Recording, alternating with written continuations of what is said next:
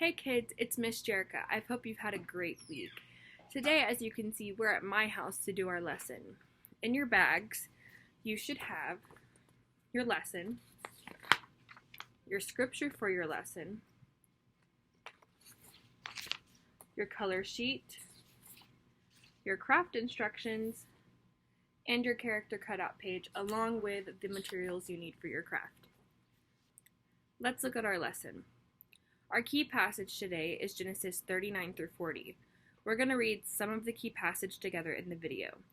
The key passage is also in your bags. Now Joseph had been taken down to Egypt. An Egyptian named Potiphar was an officer to the king of Egypt. He was the captain of the palace guard. He bought Joseph from the Ishmaelites. The Lord was with Joseph, and he became a successful man. He lived in the house of his master Potiphar, the Egyptian. Potiphar saw that the Lord was with Joseph. He saw that the Lord made Joseph successful in everything he did. So Potiphar was very happy with Joseph. He allowed Joseph to be his personal servant. He put Joseph in charge of the house, and Joseph was trusted with everything Potiphar owned. Then the Lord blessed the people in Potiphar's house because of Joseph. And the Lord blessed everything that belonged to Potiphar, both in the house and in the field. So Potiphar put Joseph in charge of everything he owned. Potiphar was not concerned about anything except the food he ate. Now Joseph was well built and handsome. After some time, the wife of Joseph's master began to desire Joseph. One day she said to him, "Have physical relations with me." But Joseph refused. He said to her, "My master trusts me with everything in his house. He has put me in charge of everything he owns. There is no one in this house greater than I. He has not kept anything from me except you, and that is because you are his wife. How can I do such an evil thing? It is a sin against God." The woman talked to Joseph every day, but he refused to have physical relations with her or even spend time with her. One day, Joseph went to the house to do his work as usual. He was the only man in the house at that time. His master's wife grabbed his coat and said to him, "Come have physical relations with me." But Joseph left his coat in her hand and ran out of the house. She saw what Joseph had done. He had left his coat in her hands and run outside. So she called the servants to her house and said, "Look, this Hebrew slave was brought here to shame us.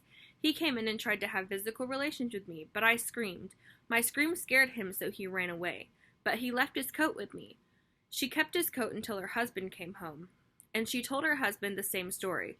She said, "This Hebrew slave that you brought here came to shame me. When he came near me, I screamed. He ran away, but he left his coat."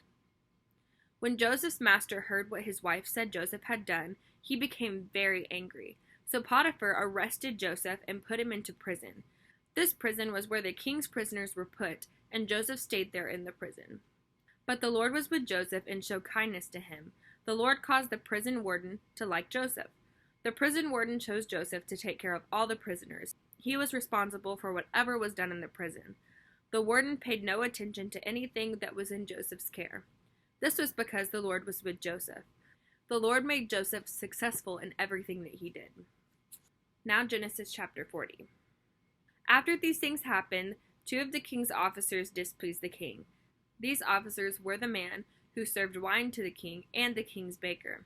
The king became very angry with his officer who served him wine and his baker, so he put them in the prison of the captain of the guard. This was the same prison where Joseph was kept. The captain of the guard put the two prisoners in Joseph's care. They stayed in the prison for some time. One night, both the king's officers who had served him wine and the baker had a dream. Each had his own dream with its own meaning.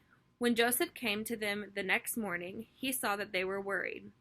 Joseph asked the king's officers who were with him, "Why do you look so unhappy today?" The two men answered, "We both had dreams last night, but no one can explain the meaning of them to us."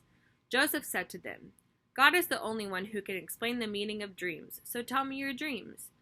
So the men who served the wine told Joseph his dream. He said, "I dreamed I saw a vine.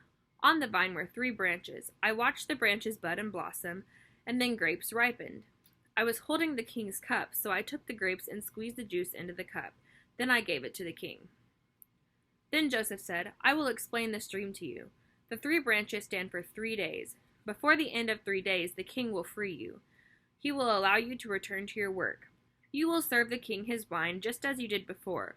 But when you are free, remember me. Be kind to me. Tell the king about me so that I can get out of prison. I was taken by force from the land of the Hebrews, and I have done nothing here to deserve to be put in prison." The baker saw that Joseph's explanation of the dream was good, so he said to Joseph, "I also had a dream. I dreamed there were 3 bread baskets on my head. In the top basket there were all kinds of baked goods for the king, but the birds were eating the food out of the basket on my head." Joseph answered, "I will tell you what this dream means. The 3 baskets stand for 3 days. Before the end of 3 days, the king will cut your head off. He will hang your body on a pole, and the birds will eat your flesh." 3 days later, it was the king's birthday, so he gave a feast for all of his officers. In front of his officers, he let the chief officer who served his wine and the chief baker out of prison.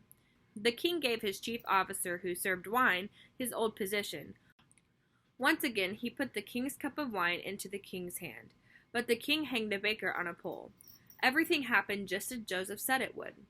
But the officer who served wine did not remember Joseph. He forgot all about him. Now that we've read our key passage, we're going to look at our memory verses. Our memory verses for this week are Genesis 39:23. The warden paid no attention to anything that was in Joseph's care, because the Lord was with Joseph. The Lord made Joseph successful in everything he did. Our next memory verse is Genesis 40:8. The 2 men answered, "We both had dreams last night, but no one can explain the meaning of them to us." Joseph said to them, "God is the only one who can explain the meaning of dreams, so tell me your dreams." Our lesson summary this week is, "The Lord is always with you." The Lord is always with you. Even when the things you are going through seem bad, God is by your side. He is faithful through good times and bad times. Sometimes it's hard for us to be faithful in the bad times, but when we are, God will reward us. Joseph was sold as a slave, but he was put into a position of power because he was faithful. Even when he was thrown into prison, God was with him and made everything work out for the glory of himself. The Lord never leaves you, even in bad times. Next is our invitation. What would be better than to lead your own kids to Christ? Ask your kids if they want to accept Jesus or get saved. Please don't hesitate to call me, Pastor Jeff, or Miss Paula if you have any questions.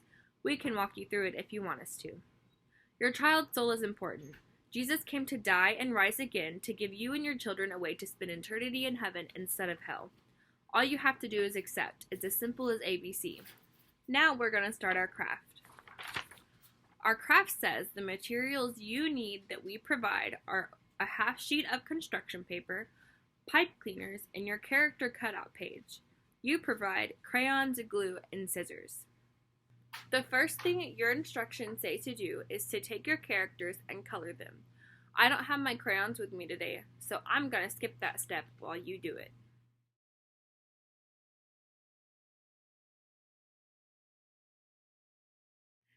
After you color your characters, you're going to cut them out.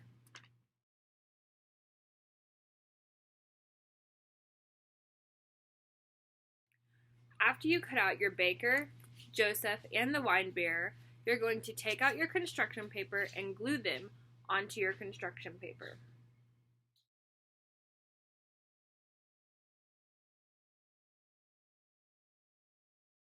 After you glue your characters to your paper, you're going to take your pipe cleaners and loop them through the holes in your paper.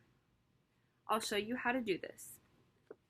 So when you loop them, you're going to want to stick one end of your pipe cleaner in the top and then the other end of your pipe cleaner in the bottom, and then you get them to the back. You make them look like this. That's how it's supposed to look. That's how my back looks. You can twist them if you want to. And then after that, you just keep doing it until all your holes are filled.